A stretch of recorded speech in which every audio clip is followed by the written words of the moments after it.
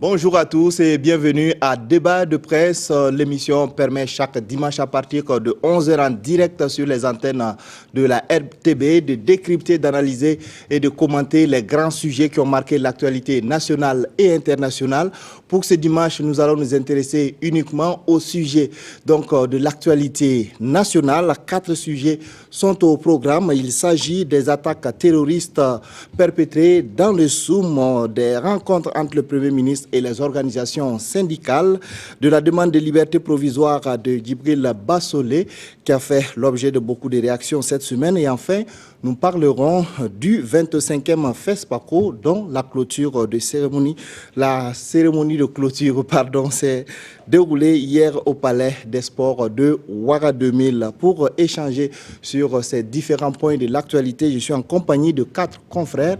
Il s'agit de Soumaïla Rabo de la radio Savane FM, de Yacinthe Sanou de Omega FM, de Bernard Bougouma de Watt FM et de Samuel Somda du journal en ligne lefaso.net. Bonjour à tous et merci d'avoir accepté notre invitation. Bonjour. Bonjour Saïd. Alors, le Burkina Faso a été une nouvelle fois la cible d'attaques terroristes.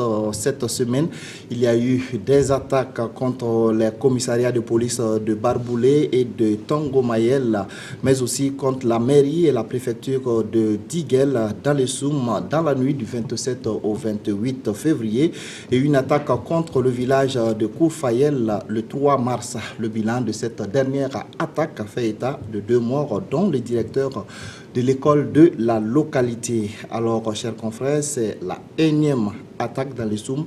Quelle analyse vous faites de cette situation? Rabo. Merci Sagnon. Telles que les choses se présentent, c'est de plus en plus difficile, bien entendu, pour le Burkina Faso et les autorités. Mais je crois qu'il y a des solutions. Même si tout ne dépend pas de notre pays, parce qu'il n'y a pas de doute que ces terroristes-là bénéficient de complicité, éventuellement de puissances plus armées que le Burkina Faso. Il faut travailler avec ce qui est connu, l'inconnu étant difficile à cerner, c'est-à-dire faire en sorte que nous maîtrisions notre territoire, que nous contrôlions nos frontières et que nous travaillions avec les pays voisins à faire en sorte que les populations qui sont situées dans ces zones frontalières-là vivent en paix et dans la quiétude. Pour cela, moi, j'ai proposé déjà 2 choses. J'ai dit de déployer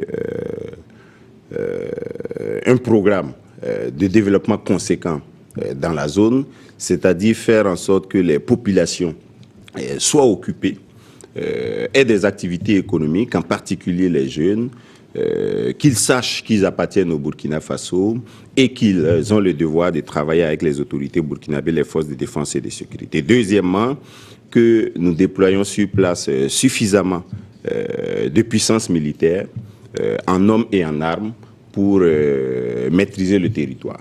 Les chefs d'État ont dit que des patrouilles mixtes allaient être faites, qu'il y allait avoir des partages de renseignements. Et jusqu'à présent, je ne vois pas grand-chose. Et c'est ce qui inquiète un observateur comme moi, que sur des questions aussi sérieuses et vitales, qu'on traîne les pieds. Et je pense que quelque part, il y a quelque chose qui ne va pas à ce niveau-là, qu'on se contente de querelles inutiles dans la capitale, pendant que la frontière est vraiment menacée. D'accord. Alors, Somda.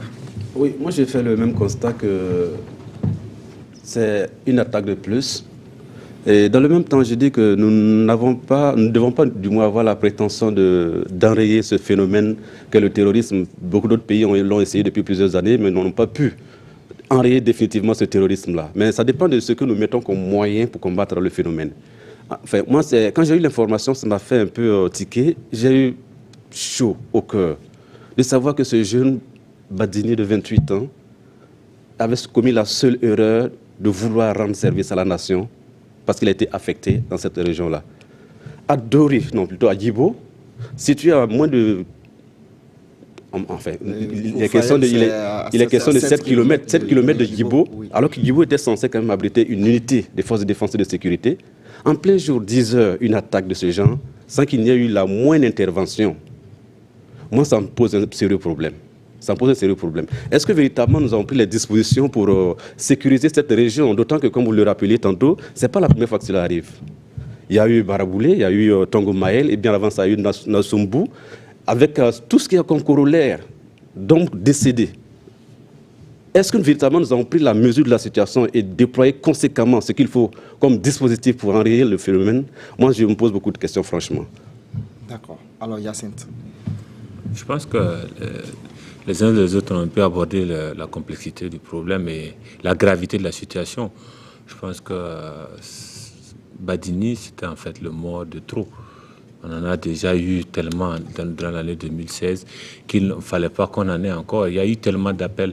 Si l'on prend tout autour de Djibo, déjà dans la nuit de lundi à mardi, on a eu simultanément 3 attaques. Ce qui suppose, si on en croit les communiqués qui parlaient de ratissage, qu'on avait une certaine présence de l'armée dans la zone.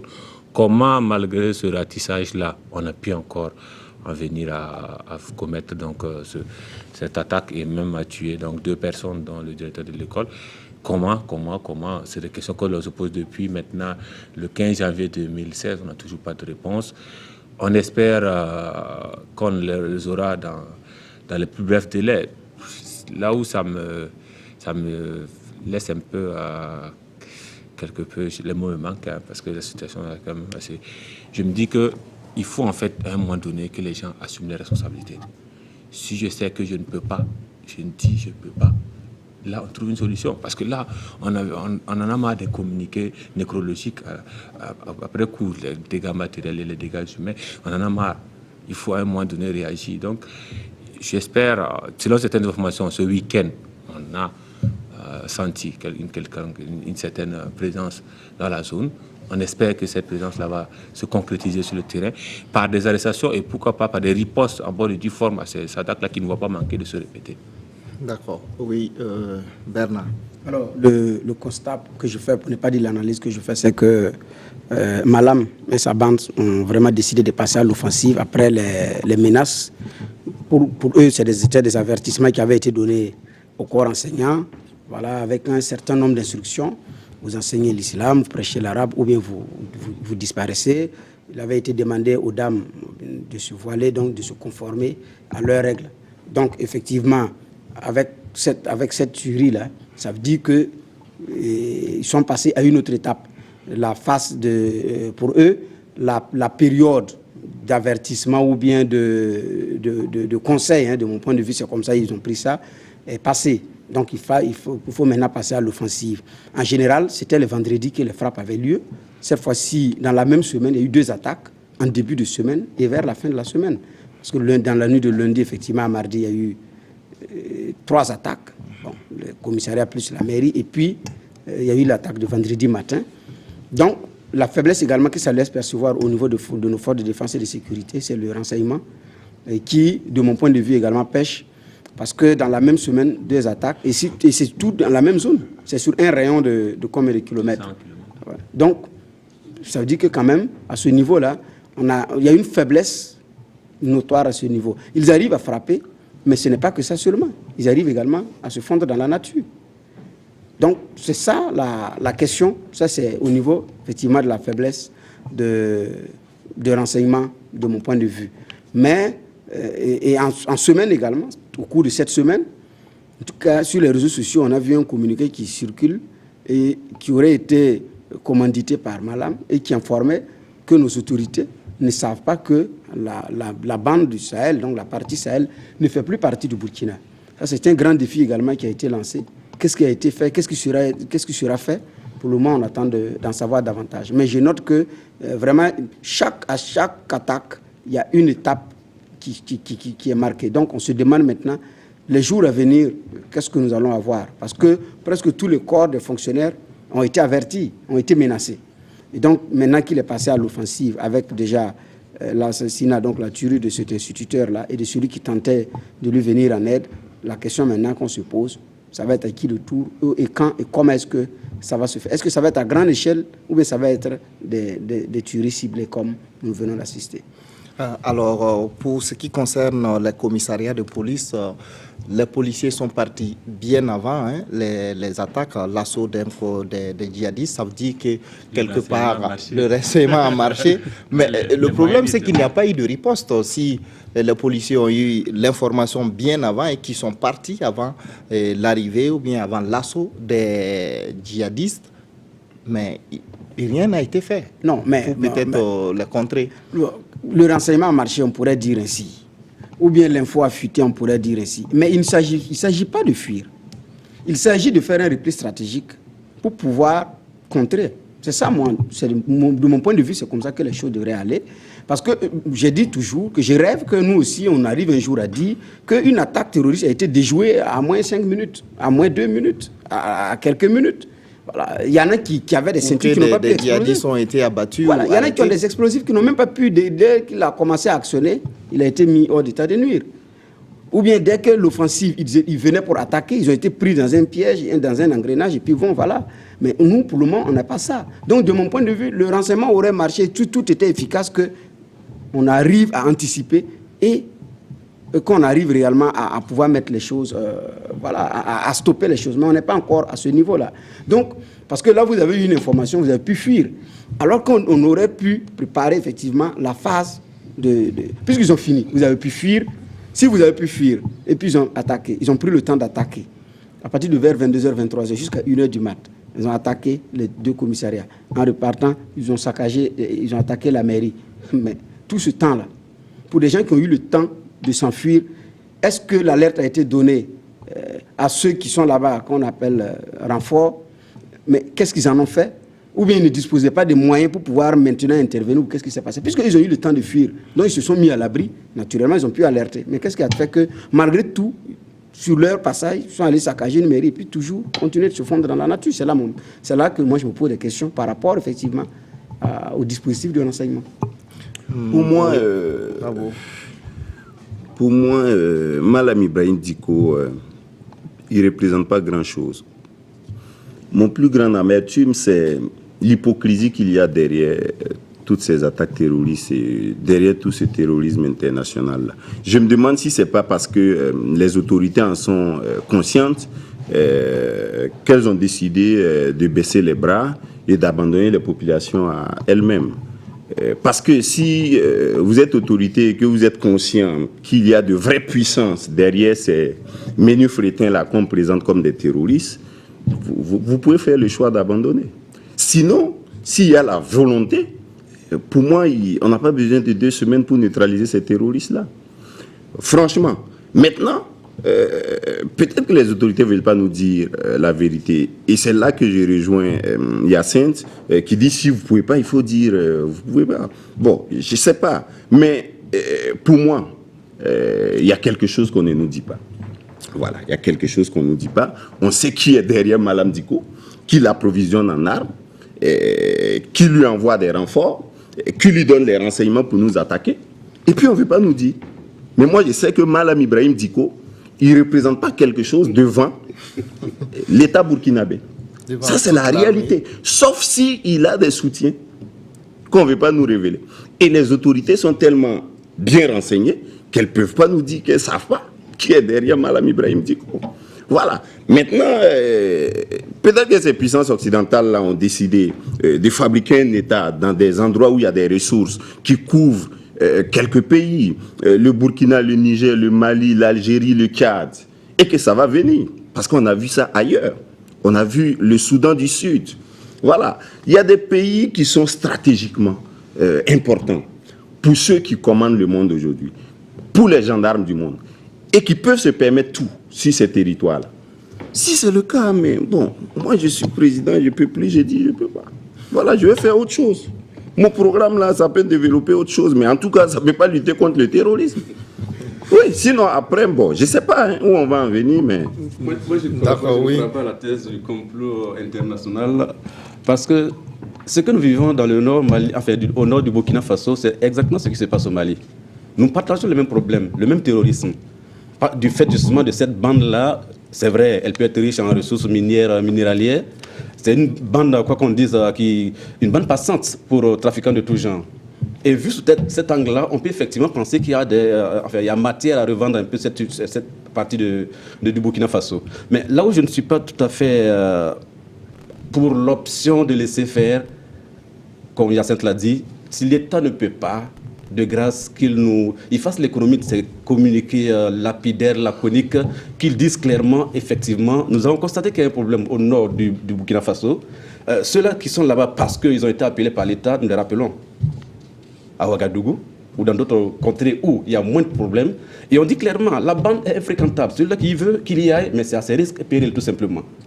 L'autre problème, et il y a mais ça, c'est abandonné carrément. Mais puisque une partie du territoire à Burkina Faso, l'État est le garant. C'est ce que je voulais dire. Le Niger l'a fait tout récemment. L'état d'urgence dans cette zone-là, ça permet quand même de sécuriser la zone, ou du moins d'avoir les mains libres pour agir, donner force à la loi d'agir en tout temps et en tout lieu. Pourquoi est-ce qu'on ne le fait pas? Jusqu'à quand est-ce qu'on va assister encore impuissant à cette tuerie en série-là? Moi, je pose beaucoup de questions.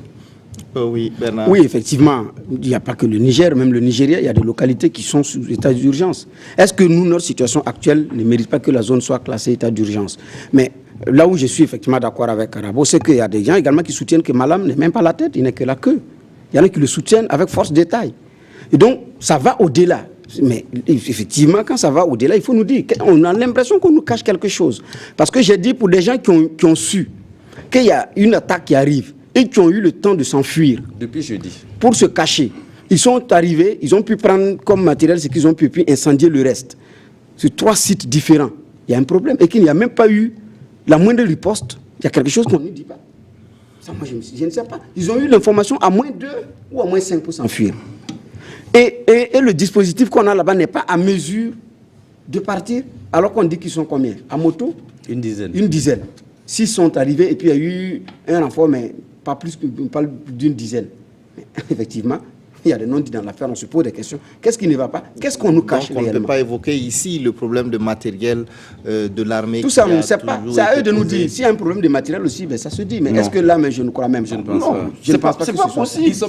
On ne peut pas être aussi démuni que ça. Est-ce que le Burkina a des motos et a des calaches prêts? Oui, mais bon, il ne faut pas ramener notre pays à ce niveau, sinon on n'aurait pas fait le FESPACO hier. C'est pas avec des chars. Non, il faut. Sinon on n'aurait pas fait le FESPACO. Voilà, si on ne peut pas acheter des calaches, on ne va pas faire la fête du cinéma ici. Donc, ce n'est pas une affaire de matériel. Les autorités, ces djihadistes ne sont pas armés de calaches. Non, les autorités ne veulent pas nous dire ce qu'elles savent. Sinon, elles savent. Voilà, sinon, ce n'est pas possible. Madame Ibrahim Dikola, il est tombé de quelle planète pour défier l'État? Il a quelle organisation derrière lui? Non, il est soutenu par des gens qu'on connaît, qu'on ne veut pas dénoncer. Et c'est tout. C'est tout. Mais nous, on saura, puisque nous sommes des citoyens libres. Bon, le jour où les choses seront claires, quand on va dire, oui, bon, on est sorti maintenant publiquement pour dire que l'État qu'on voulait créer a été créé, et que nous, on va soutenir l'État là parce que c'est un État qui avait le droit de se créer, c'est des peuples qui ont droit à l'autodétermination. Peut-être qu'on saura. Non, mais on ne sait jamais. Si on a un État terroriste entre griffes. Mais quand je parle là, je ne parle pas du Burkina seulement. Je ne parle pas du Burkina, puisque leur affaire, ce n'est pas le Burkina. Quand ils disent Azawad là, il y a le Niger, il y a le Mali, il y a le Tchad dedans. Et donc, Idriss Déby est dans le même problème que Rochma Christian Kaboré, Ibeka, c'est la même chose, Issoufou, c'est la même chose. Donc, ce n'est pas une affaire du Burkina, hein. Ça nous dépasse pratiquement. Mais au moins, il faut être sincère avec le peuple qui vous a élu. Oui. En tout cas, il y a un fait qui est là, c'est que les enseignants ont commencé à quitter cette zone, hein, de même que certains fonctionnaires. On risque de se retrouver avec tous les symboles de l'État qui quittent la zone. Hyacinthe.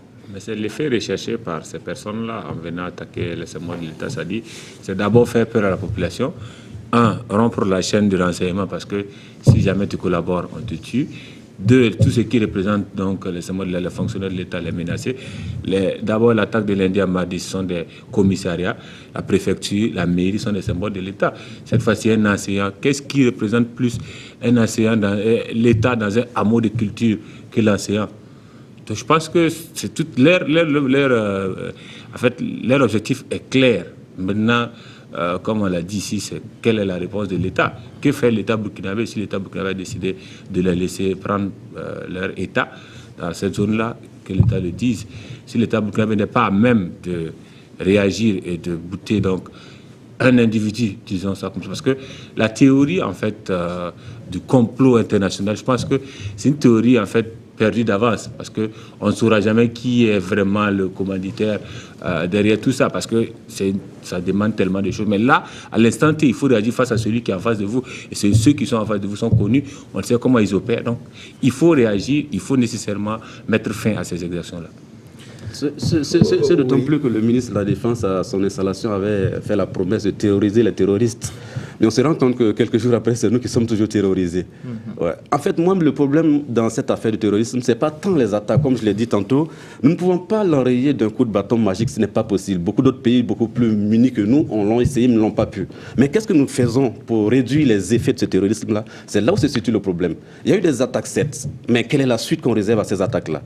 Le plus frustrant pour les Burkinabés, pour certains en tout cas que moi j'ai pu côtoyer, c'est de savoir qu'à tout moment, ils font incursion quand ils veulent, comme ils veulent, ils assassinent, ils replient tout bonnement, sans qu'on ait jamais même une seule fois présenté le corps d'un assaillant ou qu'on ait capturé quelqu'un sur les faits. En dehors de ce qu'on a connu naturellement, il y a eu Samorogouan, où il y a eu dans les interactions, il y a eu des décès. Il y a eu Ouagadougou en janvier 2016, où effectivement, il y a eu des décès. Mais en dehors de ça, dans le nord, actuellement, avec tout ce qu'il y a comme attaque, jamais on a dit, OK, voici, nous avons pris un tel sur les faits où il envisageait un complot contre le Burkina Faso. Jamais on l'a fait. Ça me pose beaucoup de questions également à ce niveau-là. Est-ce que véritablement nous avons pris la mesure de la chose? Je le répète. Est-ce que nous avons pris la mesure de la chose? Quelles solutions nous avons mises en place pour contrer ce terrorisme-là? Moi, je doute fort qu'il y ait un mécanisme pour cela.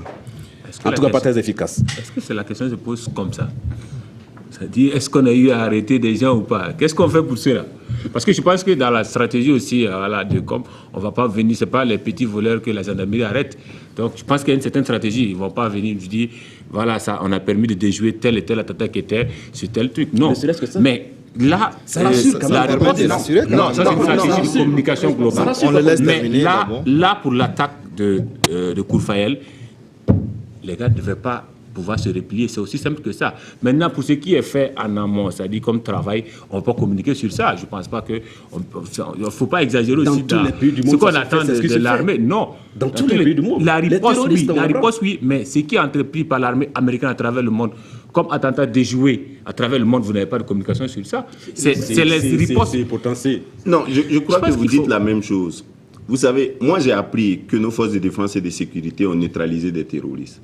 Mais c'est à dessein qu'elles ne communiquent pas là-dessus. Parce que vous êtes les mêmes citoyens. Quand on communique là-dessus et que les terroristes nous attaquent de nouveau, c'est vous qui dites. Mais c'est parce que nos militaires font le malin sur ceux qu'ils ont arrêtés que, voilà, les terroristes ont riposté. Donc il faut faire attention avec ces choses-là. Il y a une partie de la communication sécurité qu'on ne peut pas. On ne peut pas publier, qu'on ne peut pas partager avec le public. Et il y a une autre partie qu'on peut publier, bien entendu, parce que Samuel dit que ça rassure. Et je crois que nos forces de défense et de sécurité sont assez avisées pour savoir quand elles ont besoin de nous rassurer. Alors, donc, on ne va pas s'éterniser sur cette question. C'est vrai qu'elle est très, très importante pour nous. Mais on va quitter le front militaire pour revenir au front social, pour mettre fin aux grèves à répétition dans les différents ministères. Le Premier ministre a eu des rencontres avec les responsables syndicaux le 25 février et le 2 mars dernier. À la première rencontre, le chef du gouvernement a tapé du poing sur la table, si on peut dire ainsi, accusant les syndicats d'être manipulés par les politiques et de faire de la surenchère. Avant de revenir sur ces mots lors de la dernière rencontre. Alors, pour cette première rencontre, comment vous avez trouvé donc la sortie du Premier ministre? Bernard. La première sortie du Premier ministre, le Premier ministre a voulu endosser la tenue du Premier ministre parce que beaucoup lui reprochaient de n'avoir pas de l'entrain, de n'avoir pas suffisamment du cran pour faire face aux crises, au Burkina, ou en tout cas pour maîtriser les événements. Donc le Premier ministre, d'ailleurs, quand la prise de contact du gouvernement Kaba II, il avait dit qu'il n'est pas un demi-Premier ministre. Donc il entendait matérialiser cela par les actes. Donc il fallait montrer à l'opinion que je ne suis pas un demi-premier ministre, je m'assume à travers des actes et des propos. Voilà, donc il fallait dire à ces emmerdeurs d'en face là que la récréation est terminée, il faut siffler la fin de la récréation, et puis bon voilà, donc ça suffit quoi. Donc il fallait le dire et de la manière. Voilà, donc de mon point de vue, c'est comme ça que je prends les choses. Paul Kabatieba a voulu montrer qu'il n'est pas demi-premier ministre, il peut aller jusqu'au fond et sortir des choses pour dire aux gens, même si ça va les blesser. Voilà, donc maintenant, c'est l'impact que cela a produit, c'est l'accueil que l'opinion a réservé effectivement à cette sortie du Premier ministre qui a fait la différence.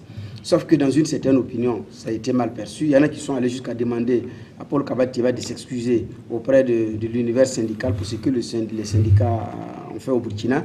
Il y en a qui sont allés vite rappeler que pendant le putsch, ils ont fait 12 jours de grève, ils n'ont pas déposé de préavis, mais personne n'a trouvé que ce n'est pas légal parce qu'il faut d'abord déposer un préavis avant d'aller. Sauf que là, on était dans une situation d'exception voilà, qui n'est pas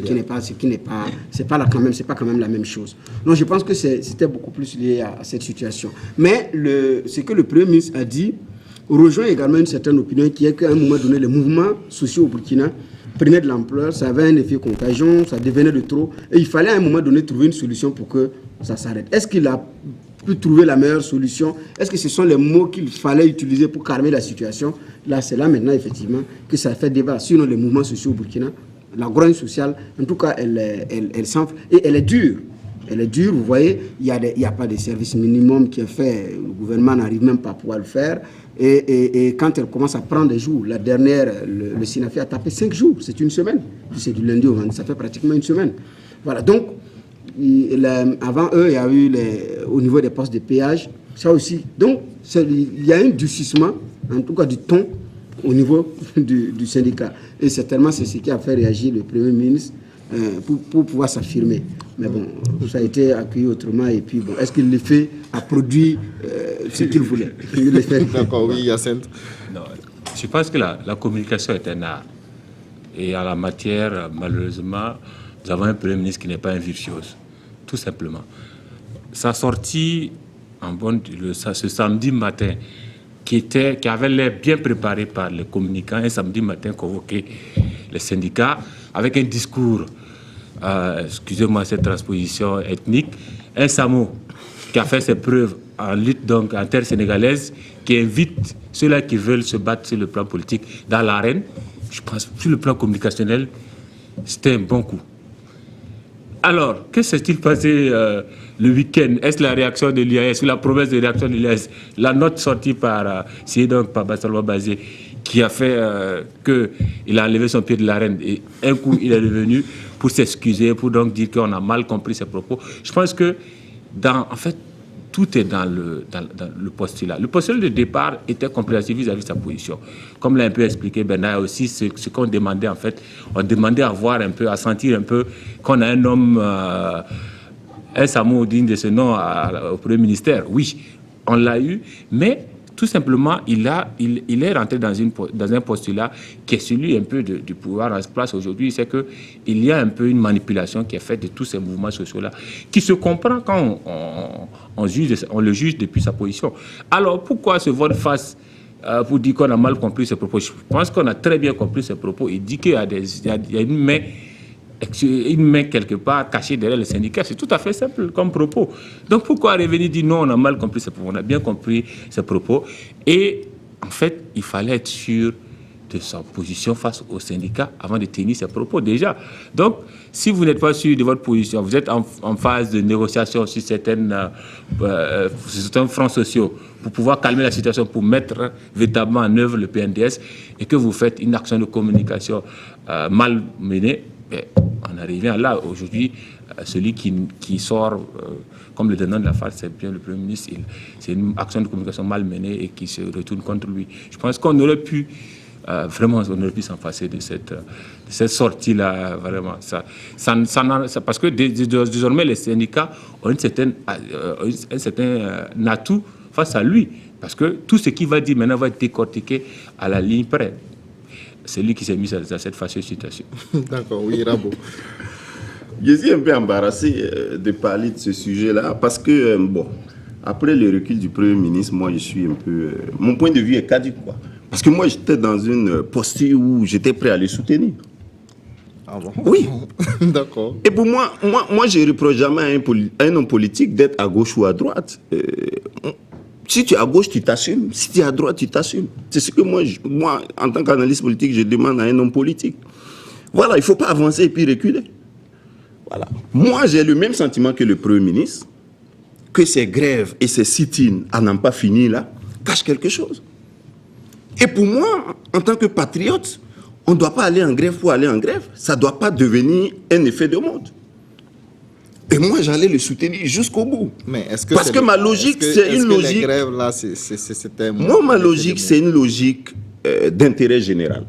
Même si vous avez tous les arguments pour aller en grève, vous regardez le contexte. Vous regardez la situation de votre pays. Vous regardez vos compatriotes qui sont autour de vous. Vous regardez ceux qui ont un peu plus que vous et ceux qui ont un peu moins que vous. Et vous jaugez avant de décider d'un certain nombre de mouvements. Parce qu'à cette allure-là, on allait se retrouver dans la situation du Mali, où vous êtes à Bamako, vous vous querellez inutilement, et puis les indépendantistes, là, ils prennent du terrain. Donc, à partir du moment où il a reculé, bon, moi, j'ai plus rien à dire. Puisque ce que j'ai à dire, là, n'a plus de sens. Et puis, je vais me faire plutôt taper par les syndicats. Parce que moi, je ne l'attendais pas là. Son recul est d'autant plus illogique que le président de l'Assemblée nationale l'avait rejoint. Et que des citoyens avaient commencé à épouser leur position qui est que les fonctionnaires là mettaient un peu d'eau dans votre vin. On vient de sortir des négociations gouvernement-syndicat. Donnez le temps au gouvernement de mettre en œuvre les recommandations que vous avez prises ensemble. Mais il ne faut pas comme ça être dans la rue. Si vous ne produisez pas des richesses, si vous n'aidez pas ceux qui sont dans le secteur informel, les commerçants, les acteurs économiques à produire des richesses, vous voulez qu'on vous redistribue quoi? La situation économique du Burkina est telle que 94% des recettes propres du pays servent à faire fonctionner l'administration. Plus de 50% servent à payer les salaires. Vous voulez qu'on développe le pays avec quoi? C'est ça la situation. Donc, à partir du moment où un pouvoir vient trouver une situation économique comme ça, il faut lui donner quelques temps pour corriger ce problème structurel là de l'économie. Et moi, c'est ma position, au nom de l'intérêt général. Je ne suis pas pro-syndicat, je ne suis pas pro-gouvernement, je suis pro-peuple. Et donc, moi, je crois que les syndicats devaient mettre ça sur la table. Le fait qu'on a besoin de donner un peu de temps. On ne peut pas commencer des grèves en janvier, février. Avec quel budget? Vous voulez qu'on résolve les problèmes? Bon, maintenant, si Paul Kaba-Thiéba a reculé, moi, je deviens plus royaliste que le roi. Donc, tout ce que je dis là, ça compte plus. Non, on va faire comme lui. Je peux t'excuser. Voilà, je m'excuse. Dans tous les cas, ce ne sera pas nouveau. Ce ne sera pas nouveau dans tous les cas. Ismaël a dit que le président de l'Assemblée nationale a rejoint Paul Kaba-Thiéba. Ça, c'est normal. À savoir si ça n'a pas été suscité. Oui, bien sûr. C'était planifié. Oui, mais s'il y a un qui recule. Moi, je dis tout simplement que Paul Kaba-Thiéba, il a eu une sortie malheureuse. Et en fait, il a un message à passer, mais c'est la manière qui a manqué. On n'a pas traité des pères de famille de gens manipulés. C'est le mot qui a fait mal, en fait. C'est le mot qui fait mal. Des pères de famille, c'est une infantilisation. Les syndicats ont lâché le mot, je suis d'accord avec eux. Maintenant, quand tu as parlé un peu de la légitimité du combat mené par les organisations syndicales, la succession des grèves, ça c'est autre chose. Mais dans le même temps que Ismaël parle de 50% du budget pour qu'il gère la masse salariale, dans le même temps, les syndicats aussi l'ont dit. Il suffit de mettre en place un dispositif de recouvrement assez efficace, tel que recommandé d'ailleurs par les travailleurs, pour se rendre compte que moins de 20% de ce budget-là sert à payer les salaires. Qu'est-ce que l'État central fait pour éviter les déperditions d'argent? Là, il y a beaucoup de manquements. On vous dit que dans ce gouvernement, par exemple, il y a des salaires qu'on n'a jamais vus pour un membre de gouvernement. Où est-ce que vous voulez qu'on serre la ceinture alors? Que chacun prenne ses responsabilités. Et là, ça devrait commencer par l'État d'abord, à mon avis. Oui, Bernard. Oui, non, mais je ne suis pas tout à fait d'accord quand il dit qu'on ne peut pas traiter un père de famille de manipulé. Non, il y a des pères de famille qui sont manipulés, qui sont manipulables, qui se laissent manipuler. Il faut avoir le courage de le dire. C'est un jeu politique. Mais tout est dans les termes. Bernard, si je te dis, après le débat, on se voit devant la RTB, pour En se fait, boxer. actuellement, Mais je te dis, Bernard, fais gaffe à tes propos, sinon il se pourrait que ton intégrité physique soit menacée après le débat. Ça tout dépend. La menace est là, mais tout est dans la terminologie. Ou bien la réalité, c'est qu'actuellement, on ne peut plus défendre Paul Kabatiba. Parce que Paul Kabatiba a reculé. Bien sûr. Nous allons assumer un rôle. Parce que c'est ça. Qui n'est pas le nom. Qui n'est pas le nom, c'est ça. Sinon, je pense que même n'a pas été bien compris. ce n'est pas la question de la légitimité de la fronde sociale qui se pose. Ce n'est pas de ça qu'il s'agit. Ça, c'est vrai. La fronde sociale est légitime. Oui, la fronde sociale est légitime. Mais il y a une réalité également qu'il ne faut pas perdre de vue. Il y a une réalité qu'il ne faut pas perdre de vue. Laquelle vous voulez parler de? C'est que, comme Rabo l'a dit, on a des problèmes qui ne datent pas d'aujourd'hui. Ça, c'est un. Mais nous sommes dans une situation où, effectivement, un budget qui vient d'être élaboré, dont nous sommes au début d'exécution. Est-ce qu'il n'y a pas un minimum de temps à accorder pour voir l'exécution du budget avant de se repositionner par rapport à cela? Parce que beaucoup de choses ont été affirmées être inscrites dans le budget qui va démarrer. Bon, est-ce que ça, ce n'était pas une occasion d'attendre à voir? Ça, c'est une question que je me pose. Mais on ne peut pas parler de ça sérieusement parce que c'est lui-même qui a proféré les propos à reculer. Donc, tu vas naviguer à vue. Il a dit qu'il tu vas te faire taper par les syndicats pour rien. Tu vas te faire taper par les syndicats pour rien parce qu'il dit que, bon, voilà, donc, il s'est fait cueillir à froid. La question maintenant que je me pose, c'est est-ce que Salifou Diallo aussi va venir s'excuser pour avoir tenu après les mêmes propos? C'est la question que je me pose. Puisque il y en a qui disent que ça a été peut-être même inspiré par lui. Et s'il y a un qui désiste, lui, il fait quoi? Bon, Paul Kabatiba était à l'Assemblée nationale, il applaudissait Salifou Diallo. Peut-être que Paul Kabatiba a vu, peut-être qu'il avait vraiment dérapé, entre griffes, qu'il est revenu. Non, mais ça, c'est pas un dérapage. C'était pas un dérapage. Mais sinon, il fallait seulement assumer clairement les. Ça veut dire qu'il a eu peur. Il a eu peur de la bagarre. Alors que pour un Samo, c'est étonnant. Sauf s'il s'est fait, c'est pas tropicalisé à Dakar. Il a eu peur de la bagarre. À Dakar, c'est la lutte sénégalaise. Oui, mais je ne sais pas pourquoi il n'a pas bien appris là-bas. Il a eu peur de la bagarre. Sinon, il a raison. Sinon, il a raison. La preuve, c'est que quand. Non, moi, je ne crois pas. Okay. D'accord, je vous avance mes arguments. L'unité d'action syndicale a dit l'unité d'action syndicale ne comprend pas tous ceux qui sont en train de manifester aujourd'hui. Et donc, il y a des syndicats qui ne répondent pas de l'unité d'action syndicale. Tout à fait. Oui, mais tous les syndicats ne font pas partie de l'unité d'action syndicale. Donc c'est ça. C'est pourquoi le gouvernement peut avoir raison et c'est pourquoi le président de l'Assemblée nationale peut avoir raison. Ça veut dire que l'UAS ne répond pas d'une éventuelle manipulation des syndicats qui ne sont pas dans l'UAS. Tout à fait. Mais qui vous dit que ceux qui sont en dehors de l'UAS ne font pas un travail politique? Qui vous dit ça? C'est cette question. Et si Salif Diallo dit ça, moi je crois que Salif Diallo est assez responsable pour ne pas avancer des choses sans preuve. Parce qu'il a un niveau où il peut avoir des informations que nous n'avons pas. L'UAS a même affirmé. L'UAS a même affirmé. Non, mais attendez. Mais même l'UAS a affirmé. Oui. L'UAS a affirmé qu'elle ne répond pas. Parce que pour beaucoup, c'est des questions sectorielles. C'est des structures vraiment qui, c'est comme il a dit. Effectivement, nous n'avons pas la garantie que ces structures ne le font pas à dessein.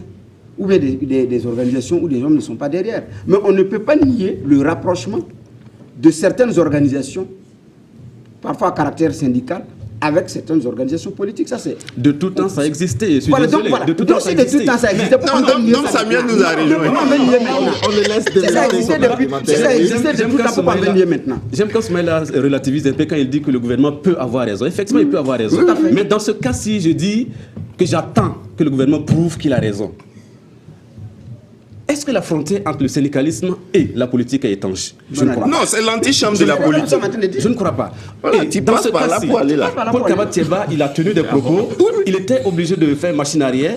Enfin, Salif Diallo, je ne pense pas qu'il le fasse. Mais dans tous les cas, je dis une chose. Quand vous accusez quelqu'un, il faut être à mesure d'apporter la preuve. Et je sais pertinemment que Salifou Diallo, s'il a apporté cette accusation, s'il ne s'excuse pas, je m'attends en tout cas à ce qu'un jour ou l'autre, il brandisse les preuves de cette acquaintance entre certaines structures politiques et les organisations syndicales. C'est pas difficile à faire. On les laisse terminer. Oui, termine. Non, c'est pas difficile à faire. Vous accusez quelqu'un de jouer les troubles faits dans votre système à vous, sans être à même de le neutraliser avec des éléments de preuve. C'est de ça qu'il s'agit ici. Non, c'est pas une question de preuve, c'est une question de rapport de force. Tout simplement. C'est de ça qu'il s'agit. Paul Kabatiba qui tient ses propos, qui voit que ces propos-là vont peut-être fâcher les partenaires sociaux, parce qu'aujourd'hui, ils ont besoin d'un climat social apaisé pour travailler. Aujourd'hui, ils en ont besoin. Donc, tout de suite, il y a un rapport de force. Quand tu prends l'union d'action syndicale, si elle se fâche et elle est prête à aller dans l'arène, lui, il voit le rapport de force tout de suite.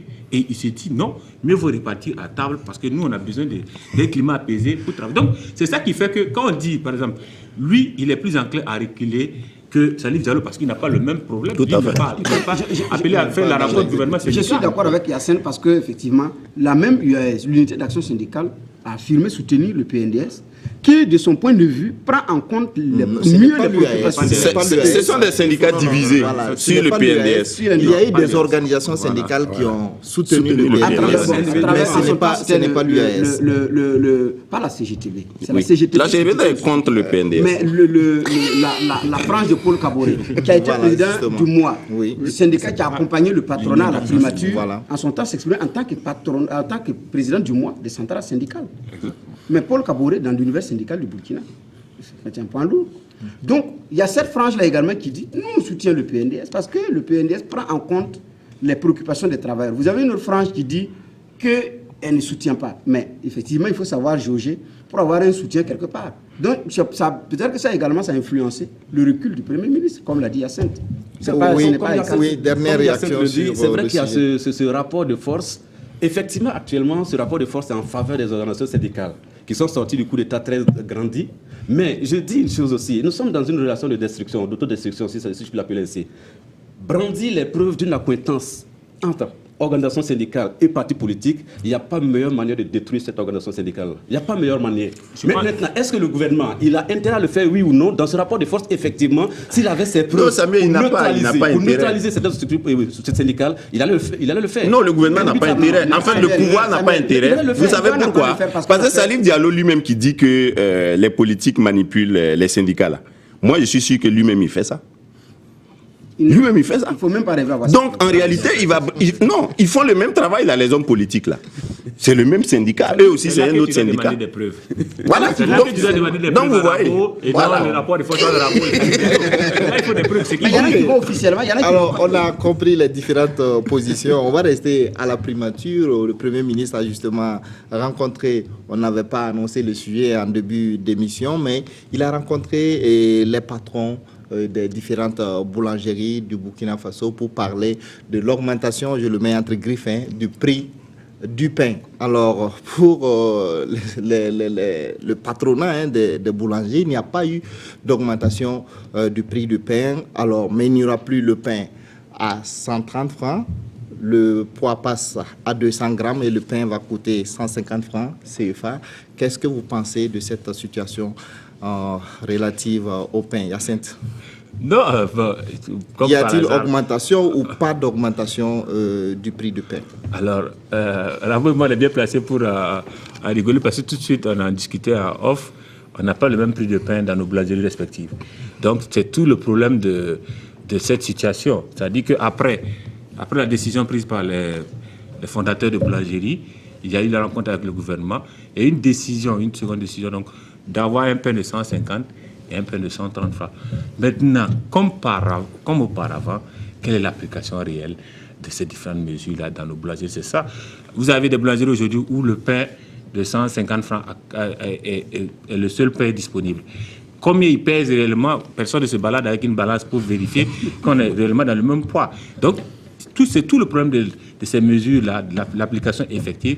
Et c'est en cela que moi, je me dis que font les structures habilitées à contrôler, les structures habilitées à contrôler le contrôle du poids et le contrôle des prix au niveau du ministère du Commerce, mais également la Ligue des consommateurs. Parce qu'il faut des gages de ces applications. Il ne faut pas simplement prendre une décision et puis maintenant revenir gruger les simples consommateurs que nous sommes au niveau des boulangeries.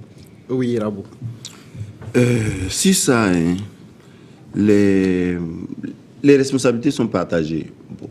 Je me demande si finalement on ne va pas oublier ce débat-là rapidement, parce que les patrons de boulangerie, ils veulent faire plus de marge bénéficiaire pour mettre en œuvre la convention collective qui prévoit de meilleurs salaires pour les travailleurs des boulangeries. Et c'est ce qui fait qu'ils veulent en fait faire disparaître le pain de 180 grammes qui coûte 125-130 francs au profit du pain de 200 grammes qui coûte 150 francs. Et tout ça, c'est conforme à l'arrêté de 2011, qui, au passage, je dis, ne faisait pas partie des textes dont le ministre Stéphane Sanou du Commerce avait connaissance. parce que tel que je l'ai écouté dans ses premières interviews, on dirait que lui-même, il ne savait pas comment ce secteur a été géré. Donc, il dit qu'il n'y a pas de violation de ce texte-là, de l'arrêté de 2011. Donc, les patrons de boulangerie veulent faire obligation aux consommateurs de consommer le pain de 200 grammes, parce que c'est sur le pain de 200 grammes que les patrons ont plus de marge bénéficiaire. Et c'est sur ces marges bénéficiaires-là que les travailleurs des boulangeries seront mieux payés. Sous ce temps-là, c'est légitime. Mais il y a aussi les intérêts des consommateurs. Les consommateurs sont habitués à consommer le pain de 180 grammes et à payer relativement moins cher ce pain-là. Si vous les obligez à consommer le pain de 200 grammes, quelque part, vous leur faites la force. Sauf si vous leur dites, bon, si vous ne voulez pas de notre pain, allez manger des galettes. Voilà. Ce qui n'est pas exclu non plus. Si le gouvernement ne fait rien, ce qui va arriver, il y a des consommateurs qui vont se déterminer. Ou d'arrêter de manger le pain, ou de payer un peu plus cher pour continuer à manger le pain qu'ils avaient l'habitude de consommer. Oui, Bernard. Oui, effectivement, je suis d'accord avec ce point de vue de Ravo, parce qu'il ne faut pas compter sur toutes les boulangeries pour garantir le pain de 180 grammes. Il y a un qui disait tout de suite qu'il est arrivé, on dit le four qui produit ça là, le four il est en panne. Quand on ne voulait plus vendre cette essence mélange là, vous arrivez la pompe mélange là, il y a un bic rouge qui est écrit en panne. Puis vous continuez sur une station en panne. À un moment donné, vous débrouillez pour mélanger votre essence. Et puis ça a disparu comme ça. Donc, on a eu une augmentation des prix des parkings à Ouagadougou ici. Si mon comparé avait tapé du poing sur la table, finalement l'affaire a été renvoyée au ministère du Commerce. Jusqu'à présent, les choses n'ont pas évolué. Nous serons dans la même situation. On va faire le bruit 2 jours, mais nous allons payer le pain que le boulanger veut que nous on paye. Parce que si tu dis que le four qui produit l'autre pain là est en panne, il n'a pas encore réparé, tu vas prendre ce qui est là ou bien tu laisses. Alors, donc maintenant, effectivement, il y a des consommateurs qui vont se déterminer. Parce que pour que le gouvernement puisse faire infléchir cette situation, parce que entre les 4 murs, ils vont dire clairement au ministre, nous avons une convention que nous avons signée et nous devons respecter. Sinon, les gars vont nous trimballer devant les tribunaux. Monsieur le ministre, est-ce que vous allez nous subventionner pour les payer? Alors, c'est une réponse claire. Vous allez dire quoi? Pour vous, il y a augmentation ou pas? Moi, pour moi, ça a été augmenté. Les débats... on nous impose un pain. On m'impose un pain à notre prix. Donc, pour moi, ça a été augmenté. Les débats techniques, là, moi, je ne rentre pas dedans. Parce que moi, je sors plus que ce que je sortais pour payer le pain. Peu importe son gramme, parce que je ne pars pas avec une balance. Et puis, le pain actuellement, il est tout beau, comme quelqu'un le dit. Mais quand tu l'ouvres, il n'y a rien dedans. Il n'y a pas de mie. Non, oui, je pense pas. Il n'y a pas eu d'augmentation, vous aussi. Okay. Il y a juste un produit qui manque. Il y a le pain de 130 grammes. C'est lui qui manque. Enfin, plus de 180 grammes qui coûtait 130 francs. C'est lui qui manque. Il ne manque pas. On ne veut pas nous le donner. Samuel, désormais, je paye mon pain à combien? Ils ne veulent pas. 150 francs. Et le pain de 150 francs. Alors, et si j'ai 130 francs, je ne peux pas avoir. Voilà. Si j'ai 130 francs, je suis obligé d'acheter un demi-pain. Mais il y en a plus. Il y en a plus, justement. Tout est dans la terminologie. On revient un peu à la... Oui, non, okay. On laisse sondage. Il y a une variation des prix du pain. Il n'y a pas d'augmentation.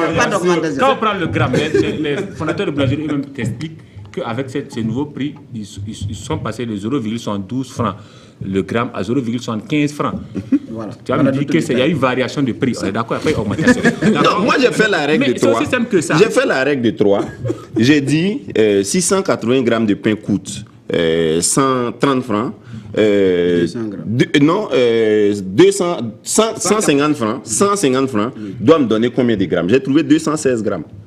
216 grammes. Mais alors qu'eux, ils nous obligent à acheter 200 grammes à 150 francs. Mais c'est là où ils font la la réalité, là, c'est qu'en réalité, il y a un vrai monopole, il y a un semi-monopole dans la fabrication du pain. Il ne dépasse pas combien de personnes là, qui gèrent ce secteur. Donc, vous choisissez les galettes ou le pain. Le pain a été produit. Oui, c'est un produit de grande consommation.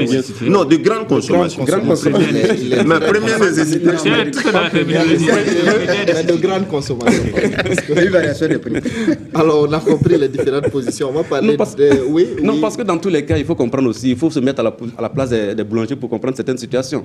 Il y a une convention collective qui a été pratiquement imposée à ces gars-là, qui induit une augmentation de salaire. Ils se rendent compte qu'en fonctionnant sur la base du pain de 180 grammes, ils ne pourront pas payer ces salaires. Qu'est-ce qu'ils font? Non, ils vont payer, mais ils vont avoir moins de bénéfices. Ils disponibilisent seulement le pain de 150 francs où ils continuent de fabriquer l'autre, quitte à avoir des difficultés de paiement. Non, ils veulent beaucoup de bénéfices. Là, il fallait choisir. Non, et moi, je pense que ça passe. Le patron des structures qui gèrent les boulangeries a été clair sur la question. Il a dit, avec le pain de 200 grammes, nous avons plus de marge. Bien sûr, bien sûr. Et donc, on a opté On ne peut pas faire la force pour ça. Tout au plus, on peut négocier, et leur demander de faire en sorte que ce pain-là continue d'être vendu au bonheur des Burkinabés. Mais qu'ils nous permettent de payer le pain que nous voulons. Ça se négocie. C'est ce qu'ils ne vont pas faire. Ça se négocie, justement. Il y a un journal qui a posé la question.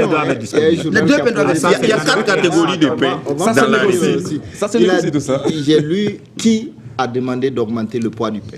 Je pense que c'est une bonne question. Non, ça veut dire ça, dans l'arrêté de 2011, là, il y a les 4 catégories. Voilà. Et ils avaient décidé de produire, je crois, autour de 3 catégories. Et ils viennent ajouter la 4e catégorie pour faire disparaître d'autres catégories.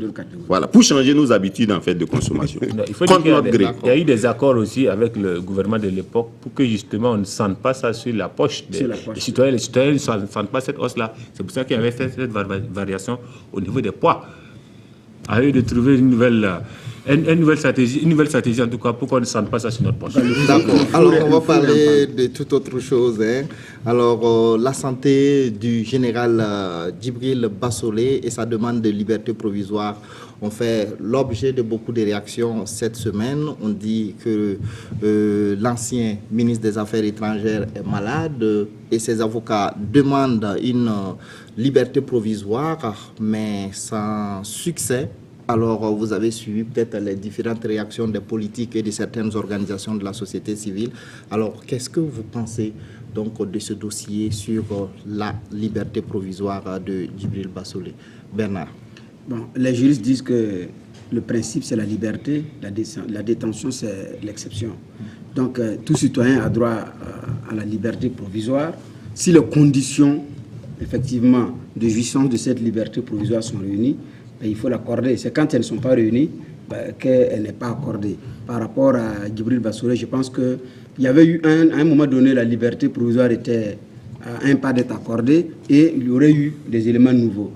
En temps, il y a eu une bande sonore qui a circulé sur Internet que le général aurait tenté de convaincre un militaire, je crois que c'était Kodogo, de ne pas venir pendant que les militaires convergeaient vers Ouaga. Donc, que le général avait... Donc, compte tenu de ce fait nouveau, il fallait garder le général pour poursuivre les enquêtes. Et c'était un des arguments qui avait été trouvé en son temps pour que, effectivement, cette liberté provisoire ne soit pas accordée. Donc, le tribunal militaire avait toujours trouvé des arguments pour justifier le fait qu'il doit rester pour que les enquêtes puissent être poursuivies. Voilà. Maintenant, aujourd'hui, est-ce que la situation a changé? Est-ce qu'il y a des faits nouveaux ou il n'y en a pas? Pour le moment, on ne sait pas parce qu'on n'a pas encore eu une communication officielle là-dessus. Mais ce que je note, effectivement, il y a un débat qui s'enfle par rapport à son état de santé. Il a même été aperçu sur les réseaux sociaux, les photos, des images qui ont été prises où il était dans une clinique de la place pour des soins. Donc, des images qui ont circulé. Donc, Djibril Bassolé, en tout cas, qui était allé pour des soins. Cette image également a fait le tour des réseaux sociaux. Et donc, pour beaucoup, sa santé s'est dégradée. Il a eu des malaises. Il aurait même lui-même demandé de suspendre ses visites le week-end dernier, le temps qu'il puisse avoir des soins appropriés. Très rapidement, la NAFA est montée au chrono pour dire bon, il faut l'évacuer parce que sa santé est mise à mal. Et des citoyens ont dit bon, l'État sera tenu pour responsable. Bon, voilà. Donc, bon, c'est ça aussi la situation. Donc, moi, ce que je pense, de mon point de vue, c'est que si un citoyen burkinabé remplit les conditions de la liberté provisoire, on a donné à d'autres, il faut le lui donner. Ouais. Maintenant, s'il ne bénéficie pas des conditions, on ne peut pas forcer. Maintenant, s'il y a un problème de santé aussi, en tant que détenu, il a le droit également d'être soigné convenablement. Ça, c'est parce qu'il est citoyen burkinabé. Donc, le fait est que beaucoup d'autres détenus qui ne sont pas encore jugés ont été libérés. C'est là où d'ailleurs j'en venais. Voilà le même problème de santé. Là où j'en venais. On est pris par les temps, on va laisser les autres réagir. Samuel, très rapidement. Moi, très rapidement, moi ce qui me plaît beaucoup... Il est malade ou pas, Djibril? Djibril Bassolé, ça je ne sais pas. Mais ça, je ne sais pas. Juste il aura la parole. Ce qui nous dira certainement... Ce qui me plaît chez le Burkinabé, c'est qu'il a cette conception de la justice un peu à géométrie variable, quoi. Selon que X ou Y soit celui-là qui sont dans le box des accusés. C'est vrai, on me dirait que Djibril Bassolé n'est pas n'importe qui, mais je ne peux pas comprendre que ce débat-là polarise toute l'actualité nationale jusqu'à ce point. Il n'est quand même pas le seul malade de nos prisons. Il n'est pas le seul malade. Ou bien vous voulez me faire comprendre que aucune clinique au Burkina Faso, aucun centre médical au Burkina Faso ne peut prendre en charge ce cas-là. Si c'est le cas, c'est que nous ne sommes pas sauvés. Nous ne sommes pas du tout sauvés. Ça veut dire, et là, dans ce cas, lui aussi, il serait comptable de cette situation, ce système qu'ils auraient mis en place, qui ne laisse aucune chance de survie aux Burkinabés. Moi, ça me pose un sérieux problème à ce niveau-là. Djibril Bassolé n'est pas le seul quand même. Mais d'autres ont été libérés parce qu'ils étaient malades. Tout compte fait, je le dis, si ceux-là qui sont chargés du dossier estiment qu'il remplit les conditions, pourquoi pas? C'est mon point de vue. Hyacinthe voulait parler, oui. Non, simplement, moi je refuse de débattre sur ce sujet, tout simplement, parce que je trouve que ce n'est pas la peine. Nous avons un tribunal militaire qui a les arguments, les armes qu'il faut pour juger de l'état de santé de ces prisonniers. Ils ont eu à émettre des libertés provisoires pour des personnes, pour des raisons de santé. Si jamais il le faut, je pense qu'ils sont à même de le faire pour Djibril Bassolé. Je pense que le débat, naturellement, oui, que la Nafaran dans la danse, c'est tout à fait normal, c'est leur champion. Mais il n'y a pas lieu de débattre. Si la décision de l'interner tout récemment dans une clinique de la place, c'est pas quelqu'un d'autre qui l'a pris, c'est le tribunal militaire. Tant qu'ils vont juger donc que sa santé est menacée et qu'il y a des décisions qui doivent être prises, je pense qu'on peut leur faire confiance au moins sur ce plan-là pour prendre les décisions qui s'imposent vis-à-vis donc du traitement du dossier et de la santé de Djibril Bassolé. Alors, le parti que vous avez cité parle d'acharnement judiciaire. Bon, je rejoins Yacine pour dire, moi je ne peux pas épiloguer sur la santé de quelqu'un. Voilà, parce que je n'ai pas des informations pour ça. Et techniquement, je ne peux pas. Là où les hommes politiques me font souvent sourire, là, la NAFA produit un communiqué de presse et la NAFA dit là où on peut bien prendre en charge Djibril Bassolé. Ça, c'est intéressant. Les hommes politiques sont forts. Ça veut dire que les premiers responsables de la NAFA là, sont devenus les meilleurs médecins du Burkina qui savent dans quel centre hospitalier, on peut bien prendre en charge Djibril Bassolé. Et c'est à l'extérieur. Moi, je suis convaincu. Je ne sais pas s'il est malade ou pas. Mais s'il est évacué, il ne va plus revenir. D'accord, oui. Voilà, je disais que, effectivement, où je voulais en venir, c'est vers la conclusion de ce que Rabo a dit. Nous avons vu des gens qui ont été libérés à la Mako pour des raisons de santé, se sont retrouvés être conseillers municipaux. Et après, il y en a qui ont traversé la frontière du Burkina Faso. Après leur sortie, quelques temps après, on les a vus dans les mêmes hôpitaux. Et puis, paf, un beau matin, le gars a traversé la frontière. Il est détendu où il est à l'aise. Mais il n'est pas là. On fait quoi? Bon. Et si tout ça, c'était pour ça? C'est ça aussi l'autre aspect de la situation. Et si tout ça, c'était pour ça? S'il part, est-ce qu'il va revenir? Est-ce que réellement il est malade? Voilà. Maintenant, comme je l'ai dit, si les conditions sont réunies pour qu'il ait la liberté provisoire, qu'on le lui donne. Mais si ce n'est pas réuni, je ne vois pas pourquoi on va forcer, parce qu'il est citoyen burkinabé, au même titre que les autres citoyens. Et, comme l'a dit Samuel, je pense que dans nos géoles, ce n'est pas la seule personne qui souffre, le seul détenu souffrant. Mais aujourd'hui, au Burkina, quand on parle de liberté provisoire accordée, les uns les autres ont peur. Donc, se pose des questions. Est-ce que ce n'est pas pour ci? Est-ce que ce n'est pas pour ça? Mais le capitaine Dao a bénéficié de la liberté provisoire. Il n'a pas duré. Ils l'ont ramené. Donc, si les conditions vraiment ne sont pas réunies, bon, voilà quoi, que force reste à la loi. Ça, c'est d'un point de vue. Mais n'ayant vraiment pas tous les éléments, il est malade, il n'est pas malade, et jusqu'à quelle ampleur, effectivement, c'est très difficile d'aller au-delà.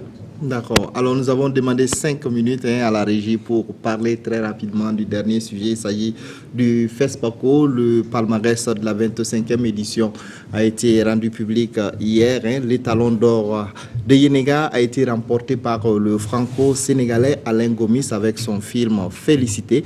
La cérémonie de clôture s'est déroulée au Palais des Sports. Vous l'avez suivi. On va d'abord parler de cette cérémonie. Pour la première fois, on a eu 2 chefs d'État pour remettre l'étalon d'or de Yenega. Samuel. Oui, c'était une surprise, pas véritablement, parce que Alassane Dramane Ouattara était annoncé depuis très longtemps, depuis l'ouverture du FESPACO. Et c'est surtout ce volet politique-là qui, moi, m'a beaucoup charmé, de savoir que la réconciliation entre le Burkina Faso et la Côte d'Ivoire est effective. Et justement sur fond de culture, naturellement. Voilà. D'accord, oui. Rabo. Non, si on fait abstraction de ce qu'on a vécu au Sahel là pendant qu'on était au FESPACO, vraiment c'est un grand succès. Pour moi, le FESPACO était un succès. Les hommes politiques en ont profité pour refaire leur image, pour renforcer les relations entre États. On a vu tous ces déploiements-là des hommes de culture de la Côte d'Ivoire et du savoir-faire culturel de la Côte d'Ivoire. On a vu les autres nationalités partager la culture africaine avec les cinéastes burkinabés. Pour moi, vraiment, il n'y a rien à redire. C'était vraiment bien. Et j'ai été d'autant plus satisfait que le président ivoirien a exprimé hier sa stupéfaction. Il était surpris, il ne savait pas que le FESPACO c'était ça. Alors que depuis 90, il est homme politique quand même. Ça ne l'a jamais intéressé. C'est le discours politique. Oui. Le discours politique. Non, je crois qu'il ne s'est jamais intéressé à ça. Pour lui, c'était vraiment une foire là, de cinéastes qui ont beaucoup de temps. Il ne savait pas qu'il y avait un fonds culturel et un fonds africain sur lequel on pouvait bâtir quelque chose de plus grand. Même une économie d'industrie culturelle. Vous voyez, et je pense que ça peut donner des idées et ça, c'est vraiment bien. D'accord. On a 5 minutes, on va aller vite, on va parler du palmarès. Les Talons d'Or, je le disais tout à l'heure, a été remporté par Alain Gomis 2 fois. On ne peut pas dire successivement, puisqu'il a remporté le trophée en 2013. Alors, un mot sur la participation du Burkina, le palmarès des Burkinabés. On n'a pas eu grand-chose en dehors du film de Apolline qui a eu beaucoup de récompenses. Elle a eu 2 prix spéciaux plus un autre prix. Et on a également Rwamba, voilà, qui a remporté le prix du meilleur scénario. Oui, Yacinthe. Bon, comme d'habitude, comme de toute façon, elle est un peu triste quand on organise quelque chose et puis il y a quelqu'un qui vient le prendre, un franco-sénégalais qui veut le prendre. Mais bon, je pense que ça doit être plus pris comme une invite à toujours travailler. Je pense qu'on a quand même eu, comme vous l'avez dit, Frontière qui a eu quelques prix spéciaux et notamment le meilleur scénario avec Adama Ramba. Il faut encore travailler, c'est-à-dire qu'on a encore du pain sur la planche. Et la preuve, c'est cette excellence-là qui est magnifiée par Gomis. Il est venu en 2013, il l'a remporté. Il est allé rien que 4 ans après. C'est-à-dire qu'il n'y a rien à faire dans le métier. Ce qu'il prime, c'est le travail. Donc, c'est un exemple, c'est vraiment la marche à suivre pour nos cinéastes et on les invite à cela. Je pense que de plus en plus, les portes du financement vont s'ouvrir pour ce domaine-là parce qu'on sent un peu, comme l'a dit Rabo, de plus en plus d'engouement. On l'a senti un peu à la faveur de Mika. Il y a beaucoup de gens qui ne sont pas forcément des investisseurs dans le domaine du cinéma qui s'y intéressent maintenant en voyant donc l'impact. Donc, à eux de proposer des idées originales, à eux de faire un travail de fond et on espère qu'on aura donc des successeurs en Gaston Kaboré et Idrissa Ouedraogo. D'accord, oui. Bernard, pour terminer. C'est ce que je me dis parce qu'on a aujourd'hui des jeunes réalisateurs qui sont très compétents. C'est la question du financement maintenant qui se pose, alors que le FESPACO qui vient de se dérouler, ils ont su faire le dosage entre le politique et le culturel. Ça a été tellement bien mixé que les uns et les autres ont vu qu'effectivement, à partir de cette vitrine-là, on peut construire une économie. Donc, naturellement, je me dis qu'il y a des portes qui vont s'ouvrir pour le financement, parce que c'est ça également qui fait, c'est l'une des faiblesses de nos réalisateurs, parce qu'il y a beaucoup de moyens derrière.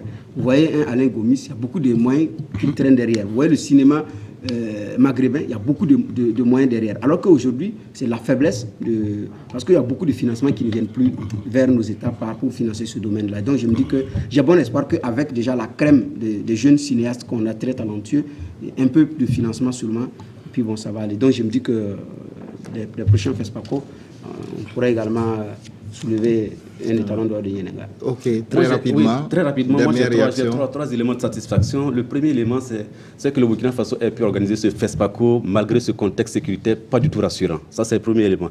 Deuxième élément, c'est que nous avons, en tout cas, de mon point de vue, des hommes de valeur, des cinéastes de valeur. La preuve, c'est que nous avons été représentés, nous avons présenté des films pour l'étalon d'or. Troisième élément de satisfaction... 3 films en compétition. 3 films en compétition. Troisième élément de satisfaction, c'est que le FESPACO, qui aura bientôt 50 ans, 169 je crois, bientôt 50 ans, tient encore la route malgré tout ce qu'on a comme festival. Durban, Marrakech, Ouida, mais le FESPACO est encore là et bien solide, c'est pas rien. Ok, ça sera le dernier mot de cette émission. Merci de nous avoir suivis. Je rappelle très rapidement que j'étais sur le plateau avec Soumaïla Rabo de la radio Savane FM, Yacet Sanou de Omega FM, Bernard Bougouma de Watt FM et Samuel Somda du journal en ligne lefaso.net. Restez en compagnie de nos programmes. On se retrouve dimanche prochain, si Dieu le veut. Dieu le voudra.